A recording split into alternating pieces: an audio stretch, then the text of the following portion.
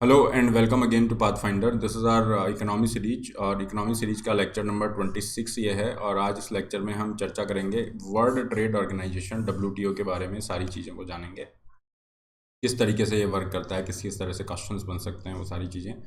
आगे बढ़ते हैं। इसके प्रीवियस लेक्चर्स आपको डिस्क्रिप्शन बॉक्स के अंदर प्ले लिस्ट का लिंक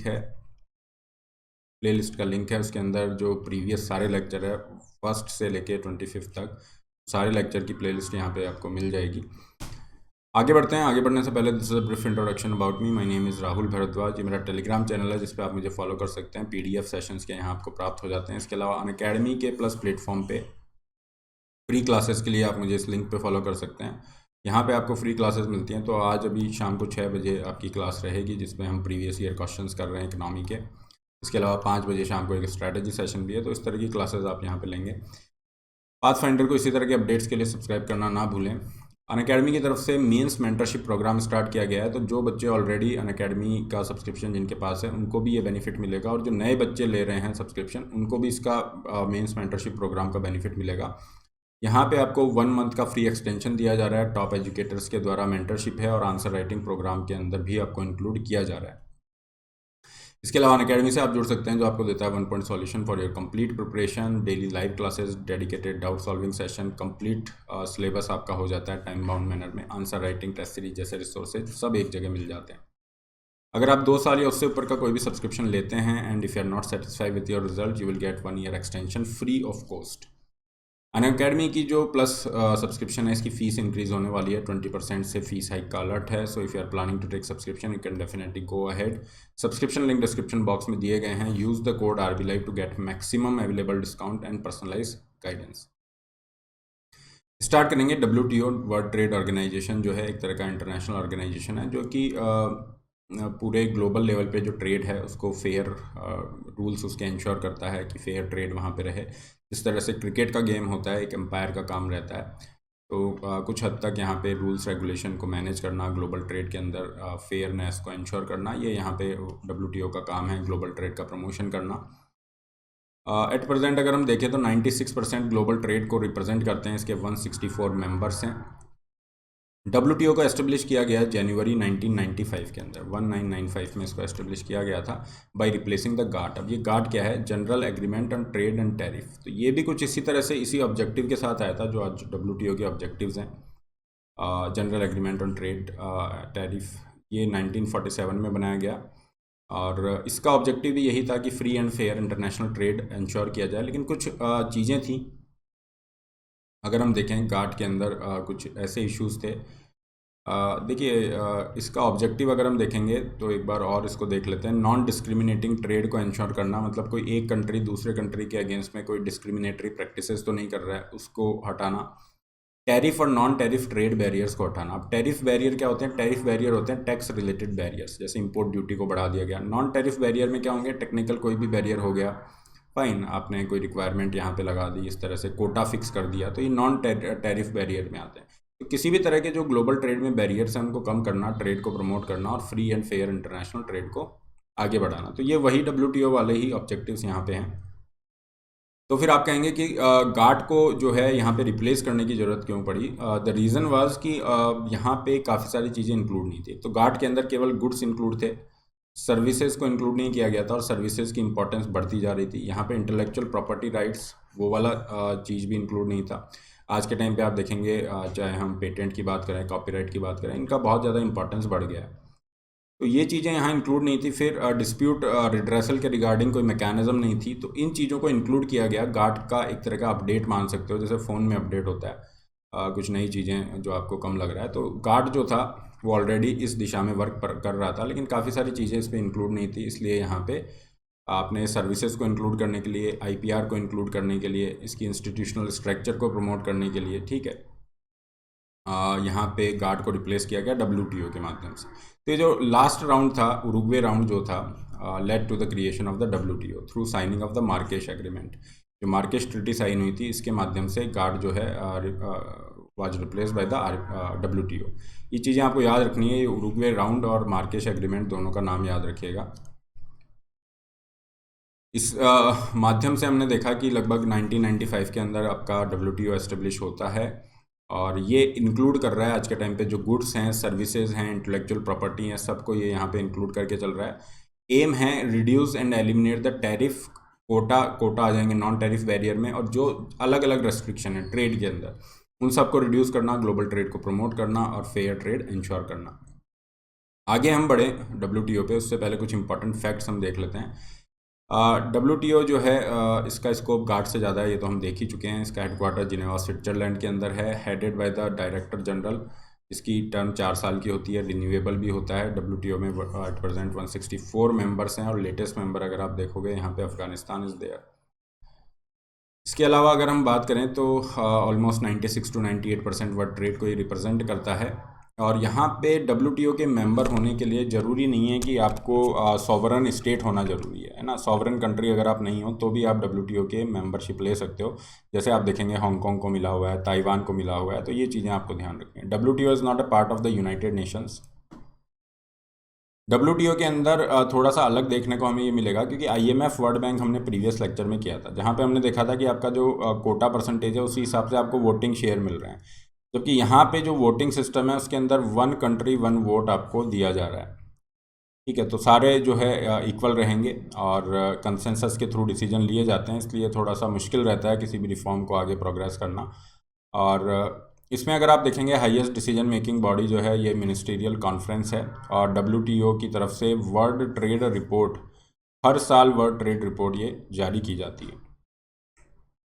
डिस्प्यूट रिड्रेसल की अगर हम चर्चा करें तो ये भी एक एडिशन था गार्ड के ऊपर WTO को बनाए जाने का, कि अगर देशों के बीच में कोई भी विवाद है किसी भी चीज़ को लेकर, जैसे अभी आपने देखा होगा चाइना और ताइवान के बीच में था काफ़ी सारा, ऑस्ट्रेलिया के बीच में रहा वाइन को लेके, तो इस तरह के जो विवाद होते हैं वो WTO में लाए जाते हैं। 2 ऑप्शन यहाँ रहते हैं, एक तो ये होता है कि आप अपने आप ही आपस में बात को सुलझा लीजिए, आपस में बैठ के कंसल्टेशन के थ्रू इस चीज़ का सॉल्यूशन कर लीजिए। सेकंड मैटर होता है कि ये अपीलिटी बॉडी के पास जाएगा, वहाँ पे पूरा केस चलेगा और फिर वो जो डिसीजन होगा वो उसके ऊपर बाइंडिंग होगा। दोनों ऑप्शन है, जनरली यहाँ पे ये पहला ऑप्शन है, इसको फॉलो किया जाता है। अगर इससे बात नहीं बनती तो फिर सेकेंड ऑप्शन पे यहाँ पे जाते हैं। तो इसका डिस्प्यूट रिड्रेसल मैकेनिज्म है, जो कि one of the very important function है WTO का यहाँ पे। अब हम मेजर पिलर्स की बात करते हैं। WTO के जो मेजर पिलर्स हैं जो यहाँ पे ये इंश्योर कर रहे हैं कि किस तरह से ग्लोबल ट्रेड को बढ़ावा मिले, किस तरीके से ग्लोबल ट्रेड को फ्री और फेयर किया जा सकता है, फाइन, सभी को इक्वल यहाँ पे रखा जा सकता है। तो इसके अंदर 3 मेजर पिलर में हैं, most favoured nation, national treatment और special and differential treatment with developing countries. देखिए नेशनल ट्रीटमेंट को इसमें क्या होगा, एक बार कोई भी जो प्रोडक्ट है, जैसे मान लीजिए कोई फॉरेन प्रोडक्ट है, उसको आप क्या कर रहे हो, इंपोर्ट कर रहे हो, तो एक बार आप इंपोर्ट उसको करते हो तो वहाँ पे काफ़ी सारे रेस्ट्रिक्शन होते हैं। इंपोर्ट ड्यूटी लग रही है, उसका कोटा फिक्स है, तो जो भी चीज़ें हैं वो आपने लगा दी। Once that product enters the national boundary, मतलब आपकी जो बाउंड्री है उसको क्रॉस वो कर लेता है, वो मार्केट में आ गया है, तो फिर उस प्रोडक्ट को, जो इम्पोर्टेड प्रोडक्ट है उसको, और जो इंडिजीनियस डोमेस्टिक प्रोडक्ट है उसको आप अलग ट्रीट नहीं करोगे, है ना। उसके बाद में उनका ट्रीटमेंट समान होगा, ये मतलब होता है नेशनल ट्रीटमेंट का। अब हम आते हैं मोस्ट फेवर्ड नेशन। तो मोस्ट फेवर्ड नेशन एक लेवल ऑफ ट्रीटमेंट है ना, लेवल ऑफ ट्रीटमेंट अगेन है। इसका मतलब ये नहीं है कि अगर किसी एक देश ने दूसरे देश को MFN का टैग दिया है मोस्ट फेवर्ड नेशन का, तो वो उसको ज़्यादा यहाँ पे मतलब एक अलग लेवल का ट्रीटमेंट देगा। यहाँ पे होता है equal treatment. Most favoured nation के अंदर क्या है, यहाँ पे जो भी WTO के मेंबर हैं वो सब एक दूसरे को मोस्ट फेवर्ड नेशन का ये स्टेटस देते हैं। तो इसमें क्या होगा, जैसे मान लीजिए कोई भी एक देश है, एक कंट्री ने कोई फैसिलिटी टैक्स कर दिया है यहाँ पे B को, तो वो ऑटोमेटिकली C और D पे भी अप्लाई हो जाएगा। ये है मोस्ट फेवर्ड नेशन का, ये ऑटोमेटिकली जो आप कंसेशंस यहाँ पे दे रहे हो सबको इक्वली बेनिफिट यहाँ पे मिलेगा। और इस वजह से MFN स्टेटस एक दूसरे कंट्री को यहाँ पे दिया जाता है, मतलब एक मेंबर दूसरे मेंबर को, WTO के मेंबर को ये सब दे रहा है ताकि वो फेयर रहें। ऐसा नहीं कि आपने किसी एक को प्रेफरेंस यहाँ पे दे दिया है। लेकिन इसमें सबसे यूनिक चीज़ क्या है कि मोस्ट फेवर्ड नेशन है, इसका एक्सेप्शन है। क्या एक्सेप्शन है, preferential treatment of developing countries. ठीक है, अगर डेवलपिंग कंट्री को कोई प्रेफरेंशियल ट्रीटमेंट दिया जाएगा, वो किसके अंतर्गत दिया जाएगा, इस 3rd क्लॉज के अंतर्गत। तो अगर डेवलपिंग कंट्रीज़ को अलग से आप ट्रीट कर रहे हो तो वो इसका एक्सेप्शन है। इसके अलावा एक्सेप्शन क्या है, रीजनल फ्री ट्रेड एरियाज और कस्टम यूनियंस। जो भी रीजनल फ्री ट्रेड एग्रीमेंट्स हैं, रीजनल फ्री ट्रेड एग्रीमेंट है, वो इसका एक्सेप्शन है। तो इसमें क्या हो जाएगा कि अगर आपने फ्री ट्रेड एग्रीमेंट साइन कर रखा है तो फिर मोस्ट फेवर्ड नेशन वाला ये कॉन्सेप्ट, ये रूल यहाँ पे लागू नहीं होगा। उस केस में क्या है, मान लीजिए 5 देश हैं, ये इस तरह से ये कंट्रीज़ हैं। तो यहाँ पे इन चारों का क्या बना हुआ है, एक फ्री ट्रेड एग्रीमेंट इन्होंने साइन किया हुआ है रीजनल लेवल पे, जिसमें ये चारों देश हैं। तो अगर ये एक कंट्री इनमें से किसी भी कंट्री को कोई भी फैसिलिटी या रिलैक्सेशन दे रहा है कि है ना, आपका प्रोडक्ट हमारे पास आएगा तो हम आपको टैक्स कम लेंगे। जनरली हम 10% टैक्स लगाते हैं, लेकिन आपका हमारे इसमें जो है हम टैक्स 0% कर देंगे या 1% ही लगाएंगे। तो उस केस में ये फैसिलिटी ई और एफ को नहीं दी जाएगी। क्यों? क्योंकि ये जो फ्री ट्रेड एरिया है इससे बाहर है, इससे बाहर है, ये इसका एक्सेप्शन है। और इस तरीके से ये वर्क कर रहा है। MFN ट्रीटमेंट अगर आप देखोगे तो ये जो है आर्टिकल 1 के अंदर भी मेंशन इसको किया गया है, to extend the same trade term to all the trading partners. और अभी चर्चा में भी काफ़ी रहा था, जहाँ पे यूएसए ने रशिया का जो MFN स्टेटस है इसको एलिमिनेट कर दिया था। यूएसए की तरफ से क्यूबा, नॉर्थ कोरिया को भी मोस्ट फेवर्ड नेशन का स्टेटस नहीं दिया जाता है। पाकिस्तान ने भी इंडिया को मोस्ट फेवर्ड नेशन का स्टेटस नहीं दिया हुआ है, फाइन। और इंडिया ने भी अभी पुलवामा जो अटैक हुआ था 2019 का, उसके बाद में मोस्ट फेवर्ड नेशन का स्टेटस पाकिस्तान को रिवोक कर दिया था। मतलब इंडिया ने भी अभी ये स्टेटस हटा दिया है पाकिस्तान की तरफ से। अब मोस्ट फेवर्ड नेशन के अंदर ड्रॉबैक क्या है? ड्रॉबैक सबसे बड़ा आपको आइडिया लग गया होगा, क्योंकि आपने अगर FTA साइन किया है तो फिर आपको मोस्ट फेवर्ड नेशन को फॉलो करने की ज़रूरत नहीं है। और आज के टाइम पे आप देखोगे तो FTAs का प्रचलन चला हुआ है। जो रीजनल फ्री ट्रेड एग्रीमेंट है या देशों के बीच में जो भी फ्री ट्रेड एग्रीमेंट साइन हो रहे हैं एक्सक्यूज़ मी, उस वजह से ये सबसे बड़ा इसका ड्रॉबैक है। क्यों? क्योंकि अगर आपने फ्री ट्रेड एग्रीमेंट साइन कर लिया तो फिर आपको ये मोस्ट फेवर्ड नेशन वाले में दिक्कत नहीं होगी। और आज के टाइम पे काफ़ी ज़्यादा जो है फ्री ट्रेड एग्रीमेंट का प्रचलन चल रहा है, इस वजह से ये इसकी इफेक्टिवनेस कम हो गई है। दूसरा क्या है कि मोस्ट फेवर्ड नेशन को लेके अगर कोई कुछ वायलेशन है, मान लीजिए एक देश ने किसी दूसरे देश को MFN का स्टेटस दे रखा है, लेकिन फिर भी उसके ऊपर डिस्क्रिमिनेटरी पॉलिसी फॉलो कर रहा है, मतलब ज़्यादा टैक्स उससे ले रहा है, तो इस चीज़ को एनफोर्स करने के लिए है ना कोई मैकेनिज्म नहीं है। इस वजह से क्या होता है, इसका वायलेशन भी काफ़ी होता है। वायलेट करते हैं कंट्रीज़ MFN प्रिंसिपल को, लेकिन उनके अगेंस्ट में कोई एक्शन ही नहीं हो रहा है। ठीक है, उनके अगेंस्ट में कोई एक्शन ही नहीं हो रहा है। थर्ड यहाँ पे आते हैं, 3 पिलर्स की हमने चर्चा की थी। एक था मोस्ट फेवर्ड नेशन का स्टेटस, एक था नेशनल ट्रीटमेंट का, और थर्ड था जहाँ पे आप क्या करोगे, स्पेशल ट्रीटमेंट दे रहे हो। इसे इस तरीके से समझिए, मान लीजिए आप गली क्रिकेट खेल रहे हैं, ठीक है ना, स्कूल के बच्चे वहाँ खेल रहे हैं और आप कॉलेज के अंदर हैं, और आप कहेंगे कि चलो हम भी खेलते हैं, तो वो बच्चे मना करेंगे कि नहीं भैया, आप जो है आप आउट नहीं होगे, ठीक है, तो हम तो फील्डिंग ही करते रह जाएंगे। तो आप क्या करोगे, उनको कुछ रिलैक्सेशन दोगे कि कोई बात नहीं, आपको हम 2 बार आउट मान लेंगे, 3 बार आउट मान लेंगे, ठीक है, आपकी 2-3 बार बैटिंग आएगी, मेरी 1 ही बार बैटिंग आएगी, या फिर आपको डायरेक्ट कैच में ही आउट माना जाएगा। मैं जो है 1 टिप पे भी अगर आप कैच करेंगे तो आउट। मतलब आपने क्या किया, उनको इक्वल लाने के लिए आपने कुछ रिलैक्सेशन दिए।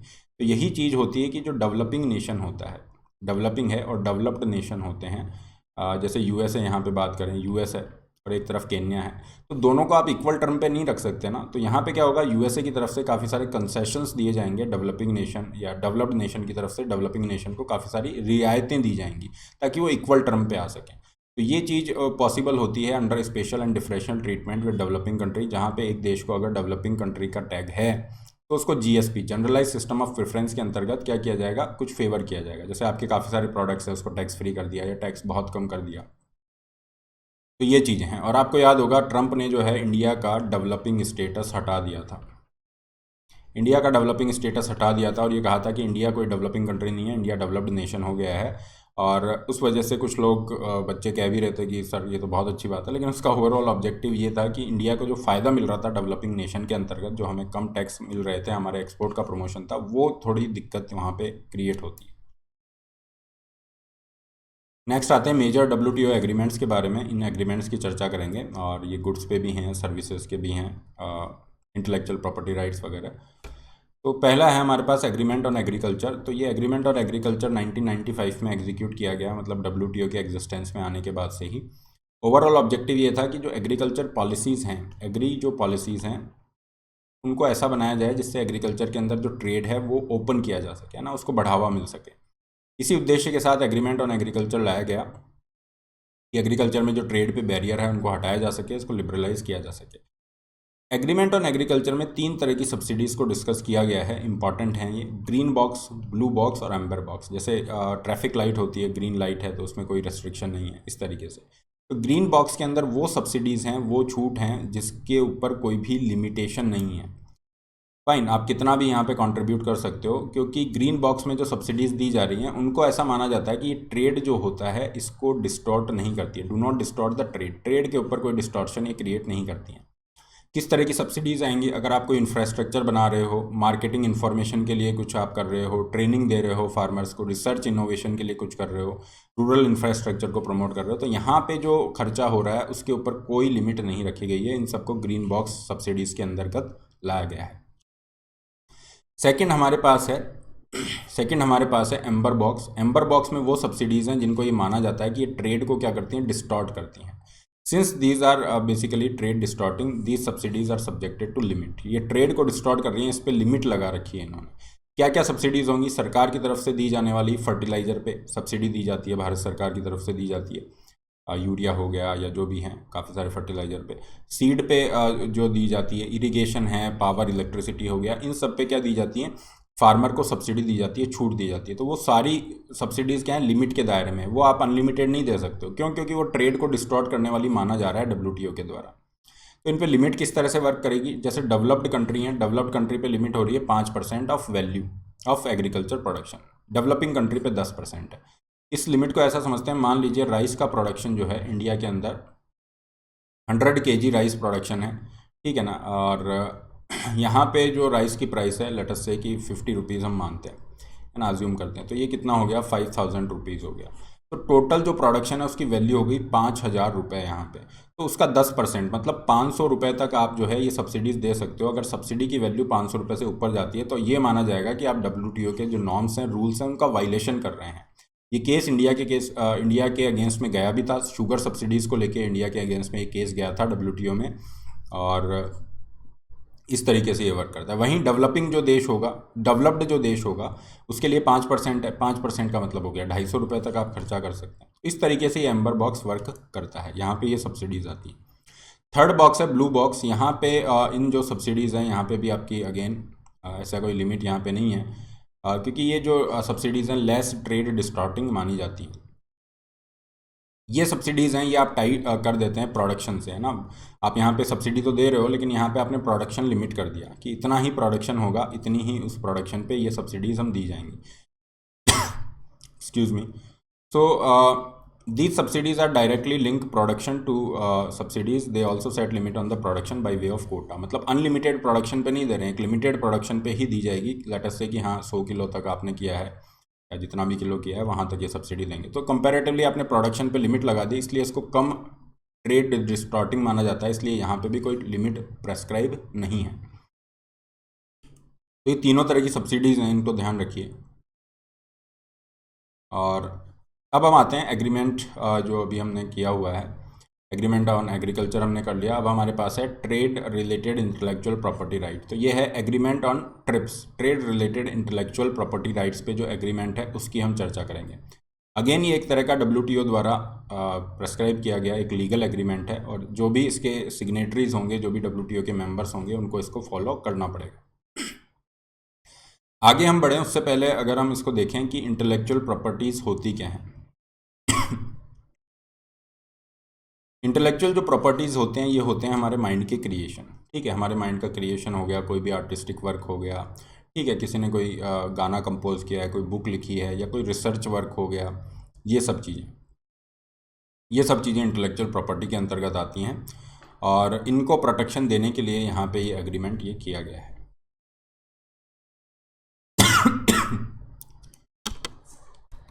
Excuse me. मिनिमम स्टैंडर्ड ये एस्टेब्लिश कर रहा है for regulation by the national government. तो जितने भी देश हैं उनकी जो सरकारें हैं वो यहाँ पे इंटेलेक्चुअल प्रॉपर्टी के प्रोटेक्शन के लिए जो भी रिक्वायर्ड मेजर्स हैं वो यहाँ पे लेंगी।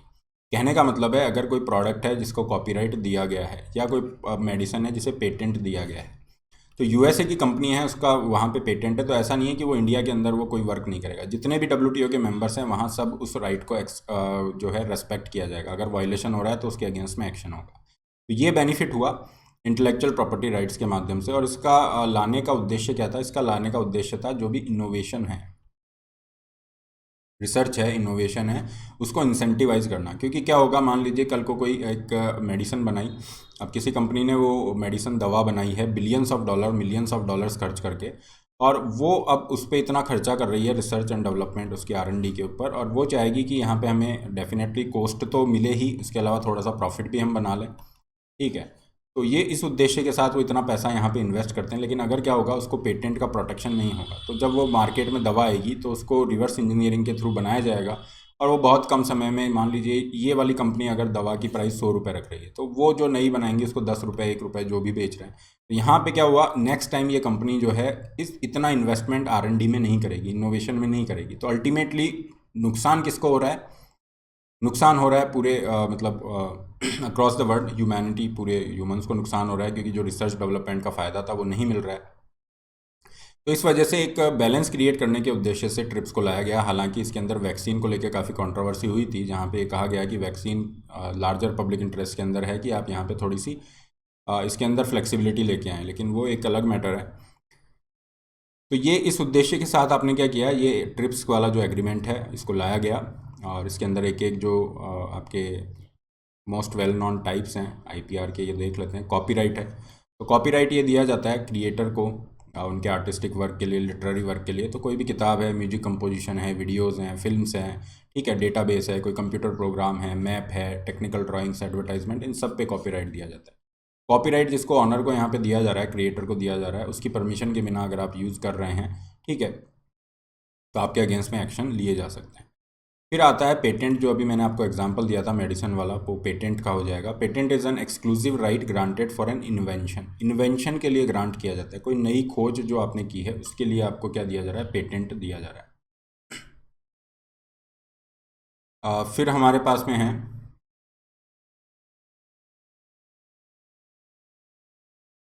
Patent owner with the right to decide how और whether the invention can be used by the others. अब जिस संस्था को, जिस व्यक्ति को, जिस ऑर्गेनाइजेशन को पेटेंट दिया गया है, वो यहाँ पे डिसाइड करेगा कि पेटेंट को कैसे यूज़ करना है। और पेटेंट ऑनर जो है इसके ठीक है, जो भी उसको कंपनसेशन मिल रहा है वो यहाँ पे रहेगा। फिर आते हैं ट्रेडमार्क। तो ट्रेडमार्क का क्या मतलब होता है, जब आप ये देखते हैं एप्पल इस तरह से बना हुआ साइन, तो आपको पता चल जाता है कौन सी कंपनी का प्रोडक्ट है। ये देख के आपको पता चल जाता है मैकडोनल्ड है, ये चिड़िया देख के पता चल जाता है ट्विटर है। तो ट्रेडमार्क यूनिक साइन होते हैं जो किसी भी कंपनी के गुड्स और सर्विसेज को एक्सटिंग्विश करते हैं, अलग करते हैं, ठीक है। तो ये ट्रेडमार्क रहेगा, हमेशा से यूज़ किया जाता रहा है। फिर आते हैं GI, जो आपके इंडिकेशंस हैं, जोग्राफिकल इंडिकेशंस, और ये एक तरह का साइन होता है जो प्रोडक्ट पे यूज़ किया जाएगा। वो ये बताएगा कि ये जो प्रोडक्ट है पर्टिकुलर जोग्राफिकल ओरिजिन का है। इस प्रोडक्ट के अंदर जो क्वालिटीज़ हैं वो पर्टिकुलर इसकी जो जोग्राफ़ी है, जिस जगह से ये ओरिजिन है, उसकी वजह से। तो आप देखेंगे जैसे दार्जिलिंग टी है, तो दार्जिलिंग वाले एरिया में हो रही है, इस वजह से वो दार्जिलिंग टी को GI टैग दिया गया है। बाय द वे, इंडिया का पहला जो GI टैग दिया गया था वो दार्जिलिंग टी को दिया गया था। इस तरह से आप देखोगे कांगड़ा टी है, उसको अलग दिया हुआ है, ठीक है ना। तेजपुर की लीची हो गया, नागपुर के संतरे हैं, नासिक के अंगूर हैं, तो ये सब GI टैग के अंदर आते हैं। इसमें हैंडीक्राफ्ट आइटम्स भी आएंगे, ठीक है। 600 से ज़्यादा GI टैग्स हैं इंडिया के अंदर।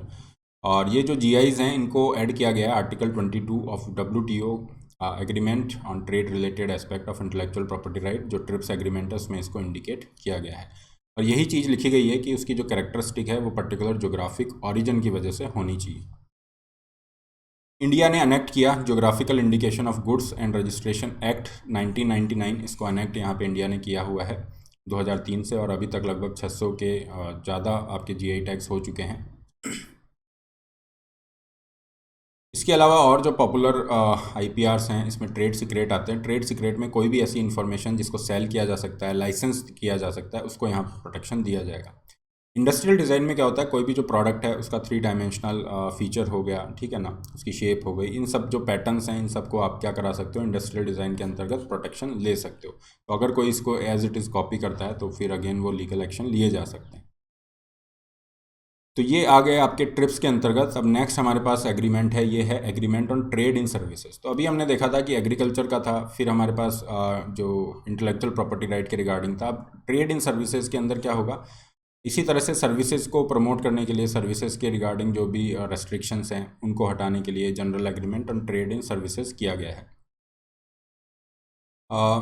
सर्विस सेक्टर में भी इसके फ़ायदे ये दिए जाएंगे, उस उद्देश्य से इसको लाया गया है। नेक्स्ट हमारे पास है agreement on trade related investment measures, जिसे हम कहते हैं ट्रिम्स। ये ट्रिम्स क्या होता है, तो देखिए ट्रिम्स जो है ये बेसिकली यहाँ पे मेंशन करता है कि कुछ ऐसी प्रैक्टिसेस हैं जो ट्रेड को रेस्ट्रिक्ट भी कर रही हैं या ट्रेड को डिस्टॉर्ट भी कर रही है ना। कुछ ऐसे एक्शंस या ऐसी प्रैक्टिसेस हैं जो आपको नहीं करनी है, जैसे उनको यहाँ पे ट्रिम्स में मेंशन किया गया। तो ट्रिम्स के अंदर लिखा गया है जैसे certain level of local content. आप यहाँ पे मेंशन करते हो कि अगर आप इन्वेस्टमेंट कर रहे हो तो इतना % ये लोकल कंटेंट होना चाहिए, आपको प्रोड्यूस करना होगा लोकली, फाइन। ये जो कंडीशंस है, एक्सपोर्ट है given level % of goods, particular आपको इतना यहाँ पे बना रहे हो तो इतना आपको एक्सपोर्ट करना है। ये जो रेस्ट्रिक्शन है, transfer of technology to the local person, ठीक है, % ऑफ इंपोर्ट। तो ये जो रेस्ट्रिक्शंस हैं ये ट्रिम्स के अंदर आपको कहा गया है कि ये ट्रेड डिस्टॉर्टिंग हो सकते हैं। तो WTO मेंबर्स को ये अप्लाई नहीं करने हैं। क्यों? क्योंकि ये क्या करेंगे, डिस्क्रिमिनेट करेंगे अगेंस्ट द फॉरेन प्रोडक्ट्स। तो इन सब चीज़ों को आपने ट्रिम्स में लिया है, इन्वेस्टमेंट का यहाँ पे मीज़र नहीं है, ठीक है। ये प्रोडक्ट्स के रिगार्डिंग यहाँ पे चीज़ों को मेंशन किया गया है। नेक्स्ट हमारे पास है SPS agreement, the agreement on application of sanitary and phyto sanitary measures. इसमें क्या होता है, देखिए मान लीजिए इंडिया से कोई प्रोडक्ट है, यूरोप के अंदर जा रहा है, यूरोप के अंदर इंडिया की तरफ से वो एक्सपोर्ट किया जा रहा है। मान लीजिए हम मैंगो का एग्जांपल लेते हैं जो कि एक्सपोर्ट यहाँ पे किए जा रहे हैं। कल को यूरोप की तरफ से रेस्ट्रिक्शन लगाया जाता है कि नहीं, आपके मैंगो के अंदर पेस्टिसाइड बहुत ज़्यादा है ना, इतना ही परमिसेबल लिमिट है, आपका परमिसेबल लिमिट से ज़्यादा पेस्टिसाइड यहाँ पे है या केमिकल्स ज़्यादा है। तो इंडिया यहाँ पे कहेगा कि नहीं, पिछली बार तो इतना लिमिट था, तो ये कहेंगे नहीं, हमने स्टैंडर्ड अपडेट कर लिया, आपकी बार लिमिट अलग हो गया। तो ये क्या होते हैं, ये नॉन टेक्निकल, ये एक तरह के टेक्निकल बैरियर्स हैं, और इससे क्या हो रहा है, अगेन ट्रेड डिस्टॉर्ट हो रहा है। तो ये इस तरह की समस्याएं ना आए, और आपका जो प्रोटेक्शन है ना, क्योंकि ह्यूमन प्रोटेक्शन भी ज़रूरी है। ये जो रेस्ट्रिक्शन लगाए जा रहे हैं फाइटो सैनिटरी मीज़र में, इसमें यही होता है कि कोई केमिकल तो नहीं आ रहा है या कोई ऐसा कोई हार्मफुल ऑर्गेनिज्म तो नहीं आ गया है, तो इस वजह से लगाए जाते हैं। तो इन्होंने क्या किया, ये एक एग्रीमेंट साइन किया जिसे कहा गया SPS एग्रीमेंट। और इस SPS एग्रीमेंट के अंतर्गत क्या होगा, यहाँ पे वो सारे मीजर्स कवर किए गए हैं जो प्रोटेक्शन के लिए ज़रूरी हैं, ह्यूमन, एनिमल और प्लांट लाइफ के लिए, है ना, हेल्थ रिस्क को अवॉइड करने के लिए। तो यहाँ पे ये क्या करेंगे, SPS एग्रीमेंट के अंदर ये सारी चीज़ें मेंशन कर देंगे कि क्या क्या आपके स्टैंडर्ड होने चाहिए। तो SPS एग्रीमेंट में WTO sets constrain on member states policies relating to food safety, चाहे वो बैक्टीरिया, वायरस वगैरह हैं या जो भी पेस्टिसाइड्स वगैरह हैं, as well as animal and plant health with respect to impose pest and disease. तो ये सारे इन्होंने पहले ही मेंशन यहाँ पे कर दिया है, और इससे क्या होता है, एक ट्रांसपेरेंसी आ जाती है, आपको पता होता है कि हाँ ये स्टैंडर्ड है, ये हमें मैच करना है। तो जिससे क्या होगा, कोई डिस्क्रिमिनेशन नहीं होगा, है ना। कोई कंट्री जो है टेक्निकल ग्राउंड पे ये नहीं कह देगा कि नहीं, हम आपका एक्सपोर्ट जो है एक्सेप्ट नहीं कर रहे क्योंकि आपने ये XYZ कंडीशन मेंशन नहीं की है। और इस केस में क्या होगा, कंट्री को पता ही नहीं है क्या XYZ कंडीशन है, इसलिए ये SPS एग्रीमेंट लाया गया ताकि सभी को पता हो कि ये XYZ कंडीशन है, ये आपको मीट करनी है। तो इसका बहुत फ़ायदा हुआ है, ठीक है ना, एक ट्रांसपेरेंसी भी यहाँ पे रही है, और जो ह्यूमन सेफ्टी है वो भी इंश्योर हो रही है। WTO का जो ट्रेड फैसिलिटेशन ये एग्रीमेंट है, इसका भी उद्देश्य यही है कि ट्रेड को यहाँ पे बढ़ावा दिया जाए। इंडिया ने भी रेटिफाई किया हुआ है ट्रेड फैसिलिटेशन एग्रीमेंट को। इसमें यही होगा कि कैसे हम जो है जो भी मूवमेंट है गुड्स का, उसको कैसे जल्दी पहुँचा सकते हैं, ठीक है ना, क्लियरेंस को कैसे पास किया जा सकता है, अननेसेसरी जो ऑब्स्ट्रक्शन है उनको कैसे कम किया जा सकता है, और ओवरऑल ट्रेड को कैसे हम ज़्यादा बढ़ावा दे सकते हैं। ये सब चीज़ें ट्रेड फैसिलिटेशन एग्रीमेंट में आई हैं। ओवरऑल अगर हम यहाँ पे पूरा देखें WTO की तरफ से, तो ये जो गोल नंबर 10 है, इनइक्वालिटीज़ को रिड्यूस करने की बात करता है WTO, कि हम यहाँ पे डेवलपिंग और जो डेवलप्ड नेशन है उनके बीच में equal level playing field ensure कर रहे हैं, और इसके माध्यम से हम वर्ल्ड में इनइक्वालिटीज़ को रिड्यूस कर रहे हैं।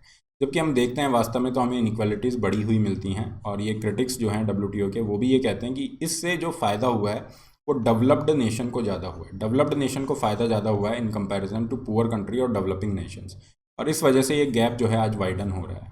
इसका एक सिंपल सा एग्जांपल हम लेते हैं कि जो डेवलपिंग नेशन है जैसे इंडिया है, जहाँ पे एग्रीकल्चर पे आप देखोगे 40 से ज़्यादा % पॉपुलेशन डिपेंडेंट है, तो उनके इंटरेस्ट ये कॉम्प्रोमाइज़ करने को तैयार हैं इन कंपैरिजन ऐसे देश जहाँ पे 1% या उससे भी कम जनसंख्या एग्रीकल्चर पे डिपेंडेंट है।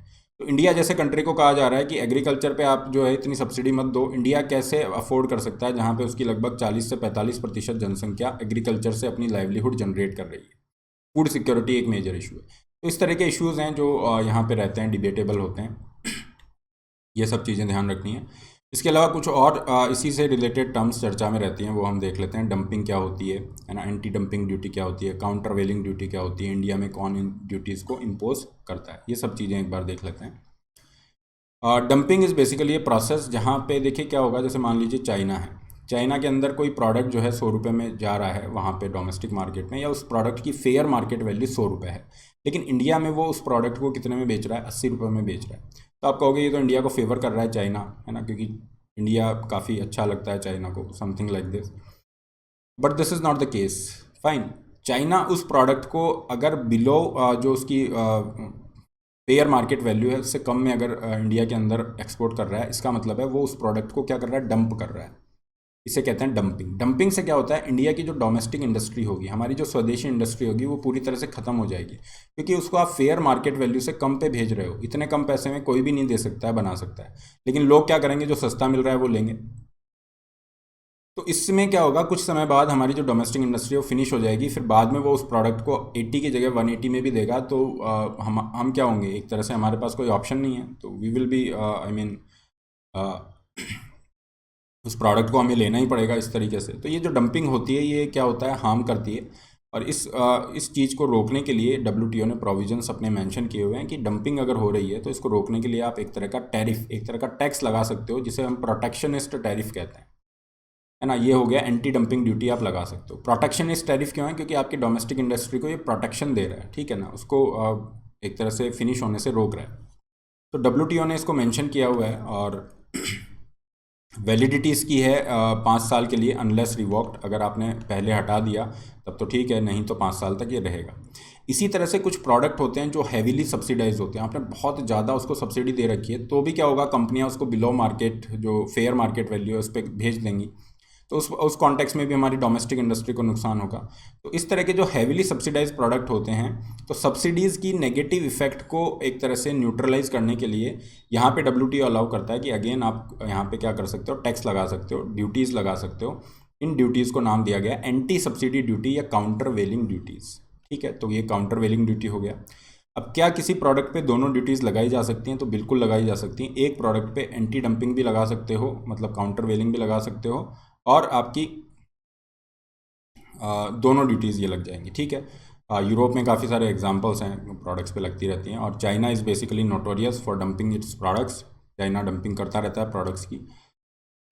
अब ये जो आप ड्यूटी लगा रहे हो, ये प्रॉपर इन्वेस्टिगेशन के बाद होगी, है ना। जो भी रेस्पेक्टिव अथॉरिटी है वो इन्वेस्टिगेशन करेगी, जब उसको लगता है कि हाँ यहाँ पे डंपिंग हुई है या बहुत ज़्यादा सब्सिडाइज प्रोडक्ट है, तब ये ड्यूटीज़ इम्पोज की जाएंगी।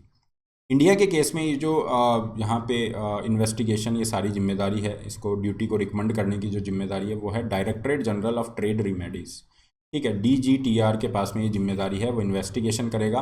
DGTR works under the ministry of commerce and industry, ये याद रखिएगा। और फिर ये अगर इन्वेस्टिगेशन में पाता है कि डंपिंग हो रही है या सब्सिडी बहुत ज़्यादा है, तो ये रिकमेंडेशन देगा किसके लिए, एंटी डंपिंग काउंटर वेलिंग ड्यूटीज़ के लिए, या और कोई भी सेफ गार्डिंग मेजर्स हैं, तो ये क्या करेगा, यहाँ पे रिकमेंडेशन देगा। अब आपको ध्यान रखना है, DGTR क्या कर रहा है, रिकमेंडेशन ही दे रहा है, जबकि actual imposition of the duties will be by the government of India. तो यहाँ पे जो फाइनेंस मिनिस्ट्री है वो यहाँ पे करेगी। क्यों मैं इस चीज़ पे एम्फेसाइज कर रहा हूँ, क्योंकि UPSC ने ऑलरेडी क्वेश्चन पूछा था, MSP के रिगार्डिंग था या FRP के रिगार्डिंग था, जिसमें ये कहा गया था कि अच्छा कौन इसको इम्पोज करता है। तो 2 ऑप्शन दिए गए थे, ठीक है। तो जो कमीशन था एग्रीकल्चर के रिगार्डिंग, वो रिकमेंड कर रहा था, और दूसरी तरफ थी cabinet committee on economic affair, जो इसको इम्पोज कर रही थी। तो उसमें कन्फ्यूजन में बच्चों ने गलत किया था। तो यहाँ पे ध्यान रखना, DGTR इसको रिकमेंडेशन कर रहा है, और इम्पोजिशन गवर्नमेंट ऑफ इंडिया या फाइनेंस मिनिस्ट्री के द्वारा है। तो ये सब चीज़ें हमने देखी हैं, WTO को हमने डिटेल के अंदर डिस्कस किया है, और इस तरीके से ये जो क्वेश्चंस आप बनते हैं आप उनको आंसर कर सकते हैं। सेशन का PDF आपको इस टेलीग्राम पे प्राप्त हो जाएगा। इसके अलावा और बहुत सारे फ्री सेशंस हैं। आज आपकी स्पेशल क्लासेज हैं 5 बजे 6 बजे, ये आप मुझे ज्वाइन यहाँ पर कर सकते हैं। इसके अलावा अनअकैडमी से आप जुड़ सकते हैं। अनअकैडमी आपको देता है 1 point solution for your complete preparation, जहाँ पे आपको डेली लाइव क्लासेस मिल रही हैं। इसकी हेल्प से आप क्या कर सकते हो, घर बैठे एक टाइम बाउंड मैनर में 8 से 10 महीने में अपना पूरा सिलेबस कंप्लीट कर सकते हो। विदिन अ ईयर पूरा सिलेबस आपका कंप्लीट हो जाता है। आपको यहाँ पे डेडिकेटेड डाउट सॉल्विंग सेशंस यहाँ पे मिलते हैं, और अभी तो अलग से आपकी रियल टाइम डाउट सॉल्विंग के लिए फैकल्टीज़ लाई गई हैं, जो केवल डाउट सॉल्विंग ही ले रही हैं। और यहाँ पे अगर हम देखते हैं तो आपको टेस्ट सीरीज, आंसर राइटिंग जैसे रिसोर्सेज भी मिल जाते हैं। सो अभी आपके पास कंपल्शन नहीं है कि कहीं बड़ी सिटी में ही शिफ्ट होना है या फिर लाखों रुपए हमें खर्चा करना पड़ेगा। Now the preparation has become very simplified and economical. कैसे लेना है सब्सक्रिप्शन के लिंक डिस्क्रिप्शन बॉक्स में दिए गए हैं। जब आप उस पर क्लिक करते हैं, चूज़ एनी प्लान, जैसे आपने 1 साल का प्लान लिया है, use the code RB Live to get these maximum available discounts and personalise guidance. तो अगर आप RB Live कोड यूज़ कर रहे हैं, you will definitely be getting the help, कैसे प्लस को इफेक्टिवली यूज़ करना है, ये सब चीज़ें। आइकॉनिक के लिए भी आप जा सकते हैं। ये आइकॉनिक की फ़ीस स्ट्रक्चर है, और आइकॉनिक में अगर आप देखेंगे तो आपको लाइव मेंटरशिप के बेनिफिट मिल जाते हैं, ठीक है। और ये बुक्स भी मिल रही हैं, ये एक बार देख लीजिएगा, क्योंकि 25 लास्ट डेट थी ये बुक वाली। एक बार देख लीजिएगा whether this practice booklets are still available with Iconic और नॉट। केवल ऑप्शनल के लिए जा रहे हैं तो ये केवल ऑप्शनल के सब्सक्रिप्शन यहाँ पे हैं। और 25 मई से नए बैचेस स्टार्ट हो चुके हैं, जिनमें आप एनरोल करके अपना सिलेबस पूरा कर सकते हैं। इसके अलावा नए ऑप्शनल्स भी आपके पास में हैं, जहाँ पे आप ऑप्शनल प्रिपरेशन के लिए भी जा सकते हैं। और डाउट के रिगार्डिंग आपका रियल टाइम डाउट सॉल्विंग के लिए काफ़ी डेडिकेटेड सेशंस यहाँ पे प्लान किए गए हैं। 0% EMI का ऑप्शन भी आपको मिल जाता है। पाथफाइंडर की टेस्ट सीरीज है सैटरडे को, उसमें आप पार्टिसिपेट कर सकते हैं। और इस संडे को आपका रहेगा गेमिफाइड स्कॉलरशिप टेस्ट, जो करंट अफेयर बेस्ड है। काफ़ी सारे गिफ्ट कार्ड यहाँ देख आप जीत सकते हैं और अपनी प्रिपरेशन को भी असेस कर सकते हैं। So use the code RB Live। इसका जो लिंक है स्कॉलरशिप टेस्ट का, that will be in the description box also. So this is all the best, have a great day, don't forget to like, share, subscribe.